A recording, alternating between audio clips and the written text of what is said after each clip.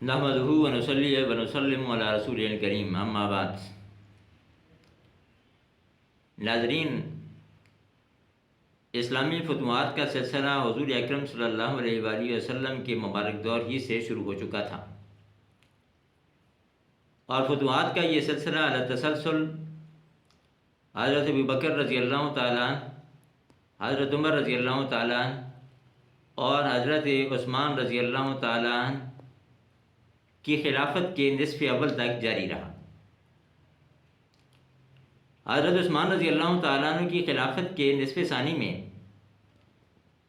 دشمنان اسلام کی سازشوں کی وجہ سے سلطنت اسلامیہ کے اندر سازشوں کا آغاز ہو گیا۔ چنانچہ حضرت عثمان رضی اللہ تعالیٰ عنہ نے اپنی تمام تر صلاحیتیں اندرونی سازشوں کو ختم کر کے ملت اسلامیہ کو مستحکم کرنے کے لیے صرف کی۔ ان کے بعد حضرت علی رضی اللہ تعالیٰ عنہ جیسے عظیم تر خلیفہ خلافت کے اوپر متمکن ہوئے۔ انہوں نے بھی سلطنت اسلامیہ کو مستحکم کرنے کے لیے اندرونی شورشوں کو ختم کرنے کے اوپر اپنی صلاحیتوں کو لگایا۔ ان کے بعد حضرت حسن رضی اللہ تعالیٰ عنہ خلیفہ ہوئے۔ انہوں نے بھی انہی سازشوں کو ختم کرنے کے لیے اپنی صلاحیتوں کو لگایا۔ یہ انتہائی ابتلاء و آزمائش کا دور تھا۔ اس دور میں فتوحات کا وہ سلسلہ رک گیا جو کہ حضرت عثمان رضی اللہ تعالیٰ عنہ کی خلافت کے نصف اول تک جاری اور ساری تھا۔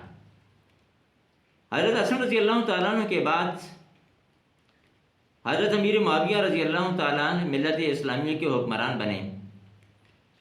اللہ تعالیٰ نے حضرت امیر معاویہ رضی اللہ تعالیٰ عنہ سے انتہائی اہم کام لیا، اور آپ کے دور حکومت میں فتوحات اسلام کا وہ سلسلہ دوبارہ شروع ہو گیا جو حضرت عثمان رضی اللہ تعالیٰ عنہ کی حکومت کے نصف ثانی میں رک گیا تھا۔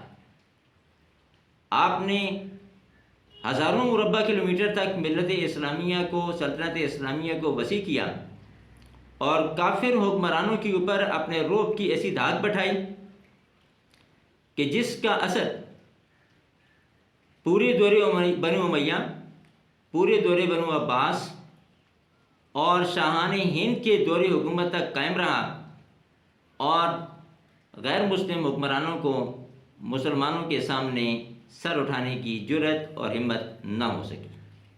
وآخر دعوانا الحمدللہ رب العالمین۔